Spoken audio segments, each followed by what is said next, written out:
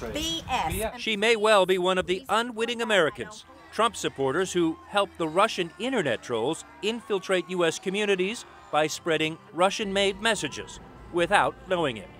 But Florin Goldfarb, who still runs the Team Trump Broward Facebook page, thinks that's all BS, right down to the timing of when Robert Mueller decided to release his indictments.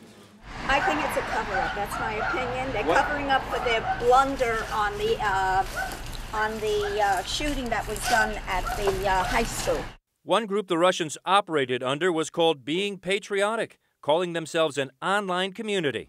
They were actually Russian internet trolls, according to the FBI, trying to direct unwitting Americans to holding rallies, posting Russian-made anti-Hillary Clinton messages, even telling them what to print on their homemade signs. According to the indictment, the Russians, under the online name Being Patriotic, encouraged Trump supporters to stage a flash mob on August 20th, and the Team Trump Broward group responded. Florin Goldfarb posted the information for the Fort Lauderdale flash mob on the Facebook page she still runs. Co-chair of the Team Trump Broward, Dolly Rump, was there, holding a crooked Hillary sign.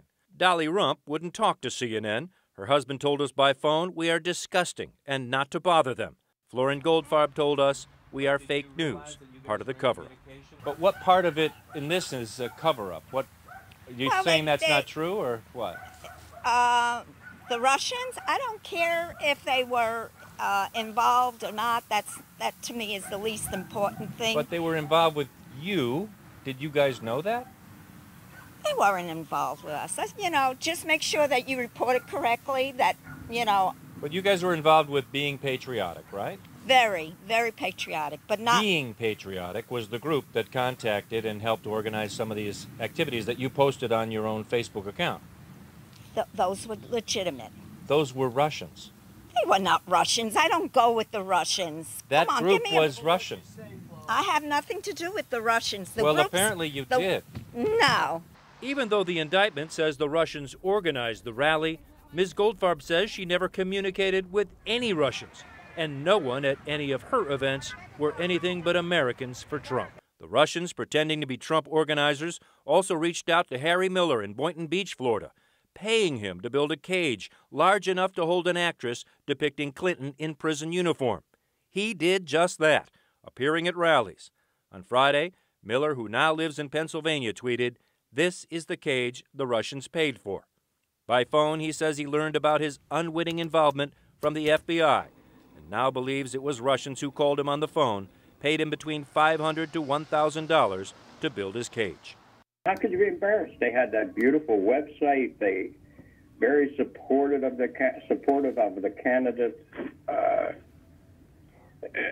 There was nothing at all to lend you to think that it's anything other than people trying to support a candidate. The Russians weren't just recruiting unwitting Trump supporters.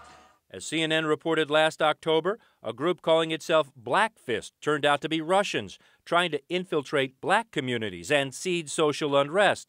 Other groups were encouraged by Russian internet trolls to hold protests against police, for and against immigrants, sometimes encouraging both at the same location to increase the possibility of violence. The indictment also reveals this post-election protest outside New York's Trump Tower was organized by Russians on Facebook.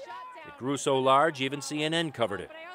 Michael White, one of the original Occupy Wall Street organizers, says he believes he was contacted by Russian trolls in May of 2016. He worries about the long-term effects.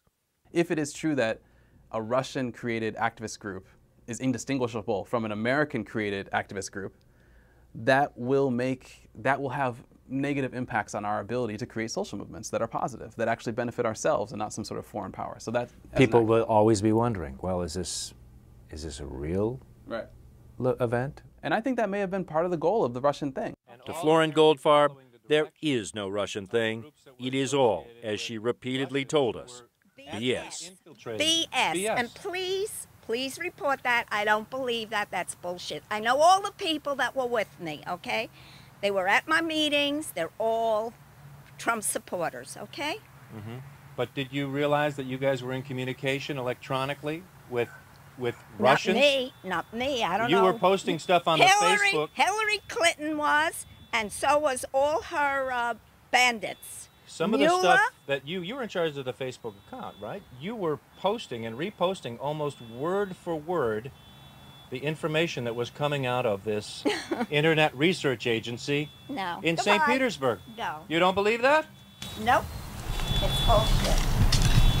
Thank you. So clearly she does not believe the Russians were involved, as the Department of Justice says they were. The guy who built the Hillary Clinton cage, he does. Absolutely. He spent 5 to 6 hours with the FBI, he told us. He's convinced it was Russians now that he was talking to on the phone, not Trump people. He actually told me, though, the accent sounded Muslim to him, whatever that is. That's what he said. And he applauded what he believed at first were these first-generation immigrants supporting Trump. He was fooled, Anderson, no doubt about it. And he still supports the president, obviously. He does, but not as enthusiastic as you might assume. He tempered his comments on the phone, saying he likes how Trump has restructured the economy. He struggled to support some of the hostile comments the president keeps making, but explained to me that, he says, is how blue-collar America talks, and Anderson, you and I don't understand that. That's what he was saying. All right, Drew, thanks very much. With me now, retired CIA Chief of Russia Operations and CNN National Security Analyst Steve Hall. Steve, I mean, these 13 Russian individuals may have been named in the Department of Justice's indictment, but we know its Russian interference doesn't end with them. I mean, there's Russian bots still pushing divisive hashtags, apparently accounts on social media even now. Yeah, Anderson, I mean, it's as it always has been, a multi-pronged attack. And now that we're learning more, thanks to the work that's being done by DOJ and Mueller's team and others, we're seeing exactly how deep this goes. 13 people actually dispatched to come to the United States. This is not a virtual thing that's done online. I mean, for context, imagine that this is pre-World War II. And the president of the United States finds out that a bunch of Germans came to, the United States to try to find out information about what was going on here, our infrastructure, how to make us fight with each other. I mean, would FDR have said, well, what was my predecessor doing about this? A lot of people say active wars is too strong and it's too hyperbolic. I'm not sure that it is. This is foreign agents dispatched to this country to try to enact, I think, an act of at least hostility, if not war, weaken our democracy. And that's really serious stuff that needs to be done. More needs to be done, and I'm not sure a whole lot is being done. And so I fully anticipate that, in the future, the elections later this year, we're going to see more of it. I mean, that's obviously been the criticism of President Trump, that he is not sort of spearheading the efforts. The FBI says they're doing stuff, but they have not been directed by the president specifically. The reporting is that there's been no cabinet-level meeting about this. Some Trump supporters have said, well, look, that doesn't matter as long as Mike Pompeo, the CIA, is focusing on this and the FBI is focusing on this. Do you believe that, while individual efforts from the CIA or the FBI, that there does need to be coordination from the top, from the president?